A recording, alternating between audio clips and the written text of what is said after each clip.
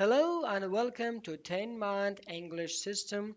This is Shakir Faizi from Bielgii Academy.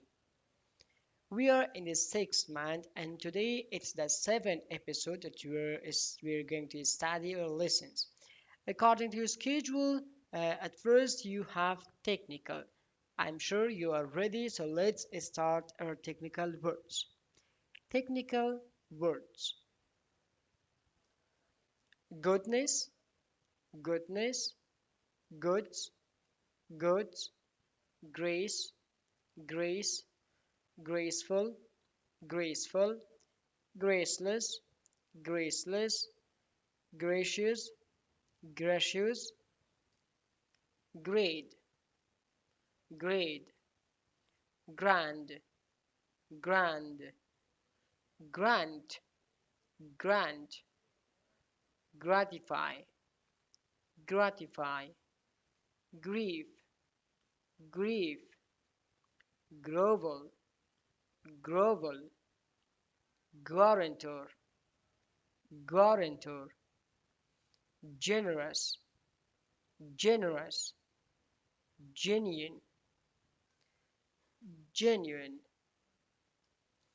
امیدوار هستم تلفظ دقیق کلمات فهمیده باشین. به اینکه یک بار براتان میخوانم و ترجمه میکنم.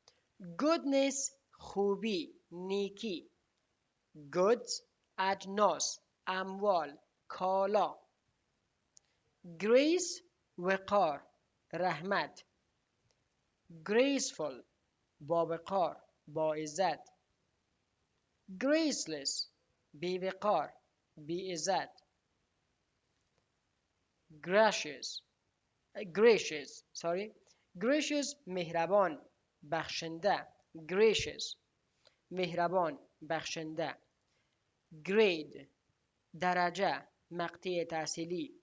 grade درجه. grand مجلل، با شکوه. grand مجلل، با شکوه. grant عطا کردن، بخشش کردن. gratify راضی کردن، برآورده ساختن. gratify. grief grief غم و اندوه. grovel grovel فرود کردن، خود به زمین انداختن. guarantor guarantor ضمانت کننده یا ضامن. generous generous سخاوتمندانه، سخاوتمندانه. genuine genuine اصیل، خالص. I hope you are familiar with the meaning of the words and have write them down. And once again, I want to read it a little faster for you.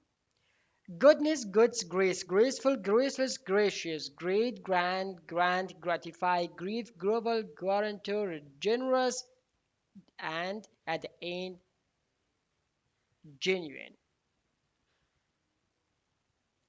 خب بیاین که در بخش بعدی چی داریم. شما تقسیم اوقاتتان پیشتان است، حتما لغات نوشته کردین و بخش بعدی رو هم میفهمین که دستور زبان یا گرامر است. In today's grammatical point, we study the noun case or the noun cases. در بخش گرامر یا دستور زبان امروز خود ما در مورد حالتهای اسم بحث میکنیم. میبینیم که اسم چند حالت دارد. Noun can take different cases in sentences. اسم میتونه که حالتهای مختلف در جملات داشته باشد. The first one is nominative case or subjective case. بخش اول nominative یا subjective case یعنی حالت فاعلی اسم هستند. So let's read the definition. به اینکه اول تعریف بخونیم میبینیم که nominative case کدام حالت از اسم میگن. When a noun or pronoun is used as a subject of the sentence. When a noun or a pronoun زمانی که اسم و یا یک ضمیر is used استفاده میشه as the subject of the sentence به حیث فاعل در جمله به حیث subject در جمله. It is said to be in the nominative case. ایره به نام حالت فاعلی اسم یاد میکنن. حتما شما هم برداشت کردین. بریم روی مثال بهتر این موضوع را بفهمیم. For example, we can say Ahmad is a driver. احمد یک راننده است. So, in here, the noun Ahmad is used as a subject of the sentence. احمد باعث فاعل در جمله با شما استفاده شده. پس ما گفته میتونیم که احمد is a nominative case. احمد به حیث اسم فاعلی عمل کرده. Or in another example, we can say the boy washes his car. The boy washes his car. او بچه موتر خودم میشوید. یعنی او بچه در حال نی او بچه موتر خودم میشوید. ساده تر بگوییم. In here, the boy is the subject of the sentence. So, according to the case of noun, it's called nominative case. ای nominative case گفته میشه. حالت فاعلی اسم. ببینین چطور ما حالت فاعلی یک اسم بشناسیم که اسم در حالت فاعلی قرار داره. When we ask questions with who and what همراه با who و what زمانی که سوال میکنیم the answer would be the nominative case. پس اونمو جوابی که برش میگیریم حالت فاعلی اسم نشان میده. For example, we can say what is Ahmad? احمد چه کاره است؟ And the answer would be Ahmad is a driver. احمد یک راننده است. پس احمد حالت فاعلی شد. Or we can say who washes the car? موتر کی میشوید؟ The boy washes the car. وقتی که برش جواب میدیم در جواب حالت فاعلی اسم استفاده میشه همراه با who یعنی کی و همراه با what وقتی که سوال میکنیم جوابش اگر اسم در ابتدای بعد subject قرار گرفت میشه حالت فاعلی یا subjective یا nominative case of noun. خب خدا کنه که برداشت کرده باشین. بیایم ببینیم که دیگه کدام حالت داره. The second one is objective case. بخش دوم objective یا حالت مفعولی فعل است اسم است با معذرت یا dative و accusative هم میشه که بعداً سرش تبصره میکنیم. When a noun or a pronoun is used as the object of the sentences, it's said to be in the objective case. زمانی که یک اسم به حالت مفعول واقع میشه یعنی عمل بالاش انجام میشه پس این حالت ما میگیم objective case یا dative و accusative هم برش گفته میتونیم که بعدا میتونم میگم که چرمه داخل قوس گرفتم. For example, I saw Ahmad. ما احمد دیدم. پس عمل دیدن بالای احمد واقع شده. I saw Ahmad. ما احمد دیدم. پس در این صورت احمد در حالت مفعولی است. احمد اسم است که در حالت مفعولی قرار دارد. And if we say Ali drives a car. علی موتر میرانه. علی موتر میرانه. پس اینجا علی سابجکت است و object ما کار یا هم موتر است. Objective case are two types. ببینین که اینا دو نوع بودن به این خاطر ما به شما دیتیو و اکیوزیتیو گرفتم. دیتیو کدام حالتش میگم؟ When a noun is indirect object it's called dative case of noun. زمانی که اسمها به شکل مفعول غیر مستقیم یا indirect object قرار میگیرن اینا دیتیو میشن. indirect object و direct object به اول بشناسیم. Direct and indirect object. Look at this example. You will know what's direct and what's indirect object. He gave Ahmad a book. He gave Ahmad a book. او به احمد یک کتاب داد. ببینید بعض از افعال هستن. We have some verbs that they need more than one object. بر علاوه یک آبجکت دیگه هم می داشته باشن، یعنی دو مفعول می داشته باشن. The noun احمد is called the indirect object of the sentence. ببینید او به احمد کتاب داد. هم احمد مفعول و هم کتاب مفعول، یعنی کتاب به احمد داده شده. و اینجا احمد indirect یا مفعول غیر مستقیم است. The position of the indirect object is immediately after the verb and before the direct object. و معمولا مکان یا جایی که مفعول indirect object قرار میگیره کجا است؟ بعد از verb، یعنی بعد از فعل و قبل از direct object، قبل از مفعول مستقیم. میبینین he gave احمد a book، پس احمد اینجا indirect object است و book direct object است. بعض از کتابایی را هم میگن که معمولا indirect object یا مفعول غیر مستقیم living یا جاندار می باشه و مفعول مستقیم non living یا بیجان هستند. پس این یکی از نشانه هایش است که در بعض جاها ذکر شده. بریم پس درس موضوع اصلی خود، dative and accusative. He gave احمد a book. قسمی قبلا بر شما هم مثال گفتم. احمد اینجا indirect object است. When a noun is indirect object, so it's in the objective case. In the dative case in objective case. ببینید dative براتون مشخص تر گفتم براتون که هرگاه اسم به حالت مفعولی و او هم مفعول غیر مستقیم یا غیر صریح می باشه، پس اینجا ما میگیم که حالت مفعولی یا دیتیو کیس از حالت مفعولی اسم هستند. دیتیو گرچه ها ایتا کردن منامیته یا اکیجیتیو گرچه ایتا هم بستن منامیته، اما اینجا دیگه در مجموع حالتهای مفعولی گفتن میشه. همه قرار بفهمین که حالت مفعولی دو قسم است، دیتیو و اکیوزیتیو. اکیوزیتیو هم به این که مطالعه بکنیم. When a noun is object of a preposition. زمانی که یک اسم باعث مفعول یک preposition یا حرف اضافه قرار میگیره، در اینجا هم میشه ما حالت اکیوزیتیو بگوییم. چطور؟ The book is on the table.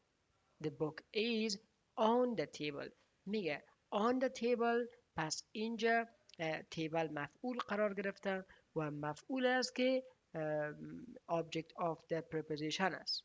ما همچین چیزای در زبان دری کمتر داریم، به این خاطر نمیشه که مستقیم را ترجمه بکنیم. پس گفتم میتونیم که مفهومش باید بگیریم.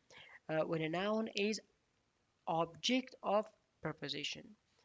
وقتی که یک اسم مفعول از حروف اضافه قرار میگیره، پس در اینجا ما بهش میگیم که accusative case. On the table، پس table اینجا accusative case of noun است.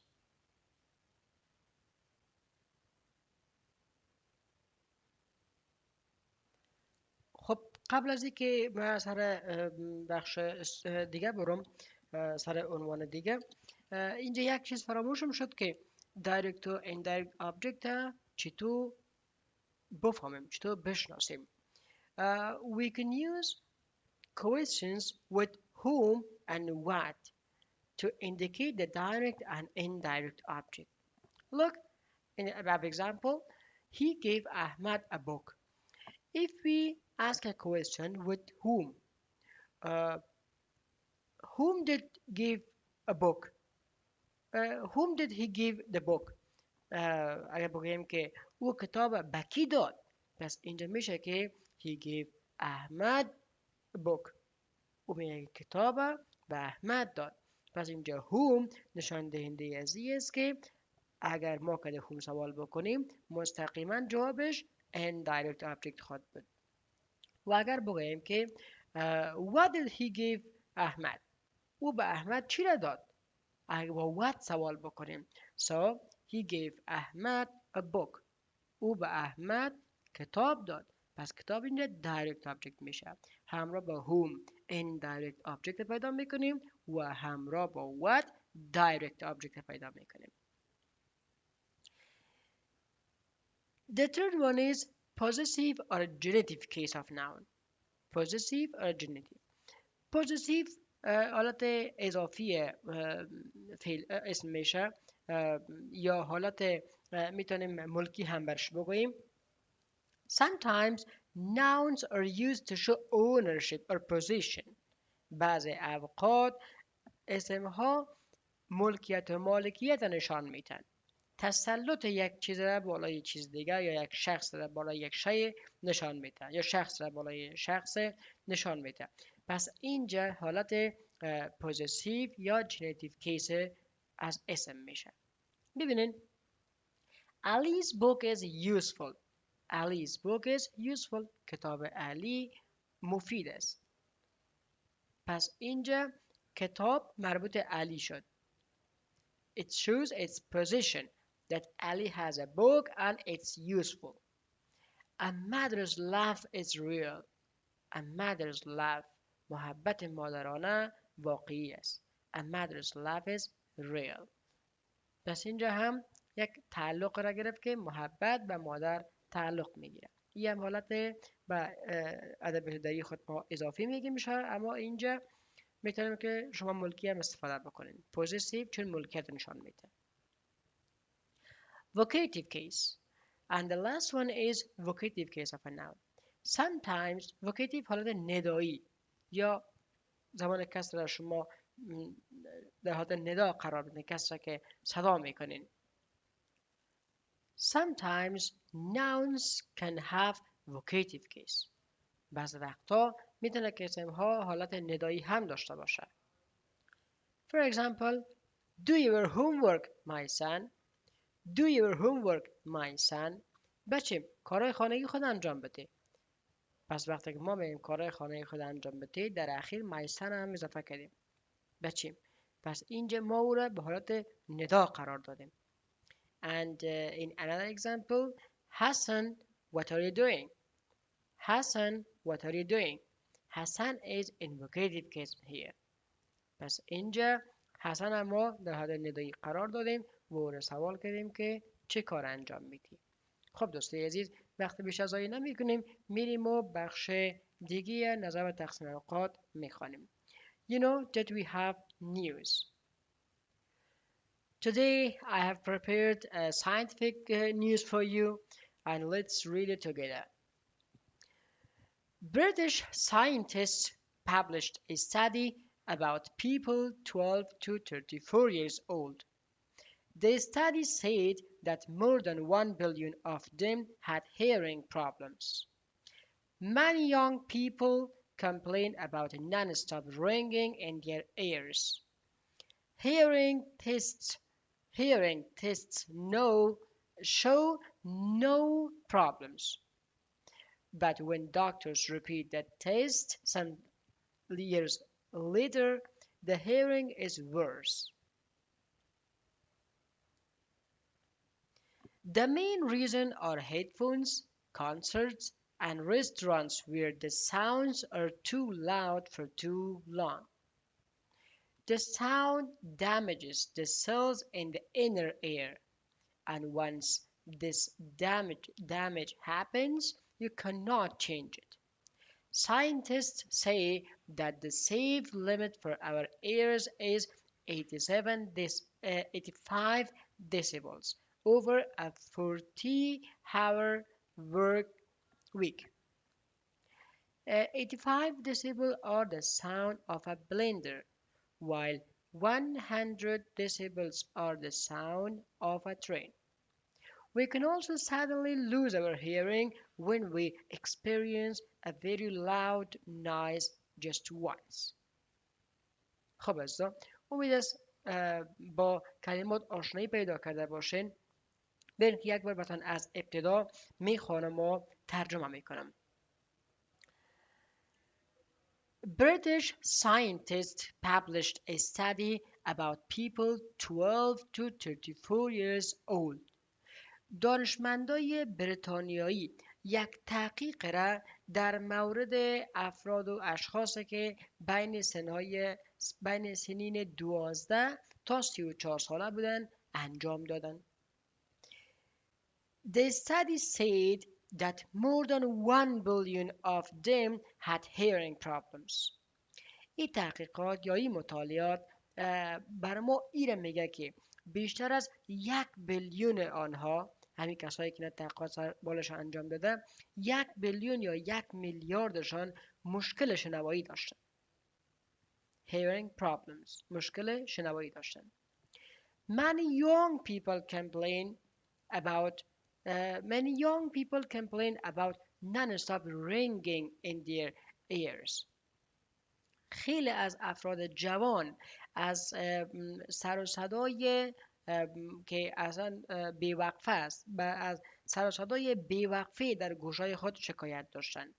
non-stop ringing، یک مثل که گوش انسان به اصطلاح عام ما شما میگیم که زنگ میزنه یا صدا میته، پس این شکل یک دیگه بسیاری از افراد از سر و صدای بیوقفه در گوشهای خود شکایت داشتند.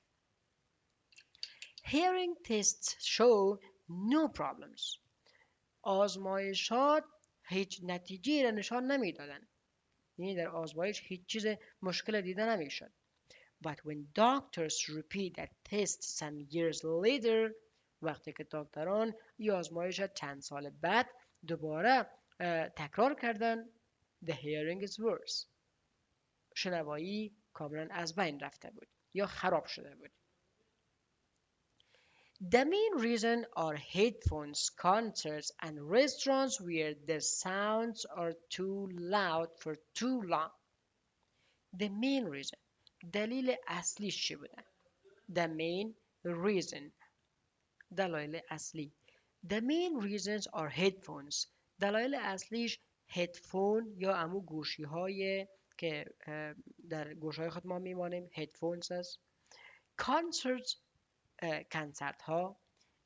In restaurants و رستوران ها where the sounds are too loud، در جاهایی که سر و صدا یا صدا بسیار بلند است. For too long، برای یک مدت زمان طولانی. جمله رو مکمل ترجمه میکنم. The main reasons are headphones, concerts and restaurants where the sounds are too loud for too long. دلایل اصلی هدفون ها، کنسرت ها، رستوران ها و رستوران هایی است که صداها برای مدت طولانی برای بیش از حد بلند است. The sound damages the cells in the inner ear. صداها امو حجرات یا سلول های داخلی گوش تخریب میکنن یا از بین میبرن، تخریب میکنن. And once this damage happens you cannot change it.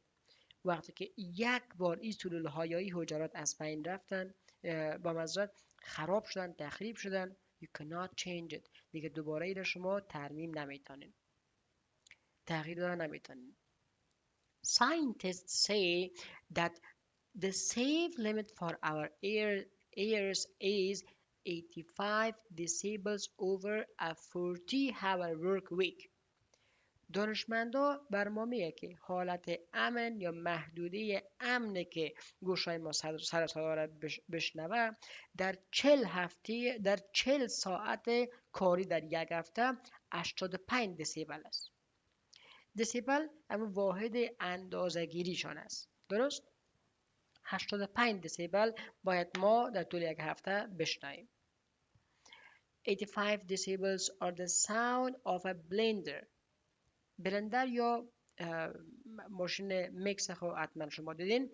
85 دسیبل تقریبا صدای به اندازه همون ماشین میکسر است. While 100 decibels are the sound of a train.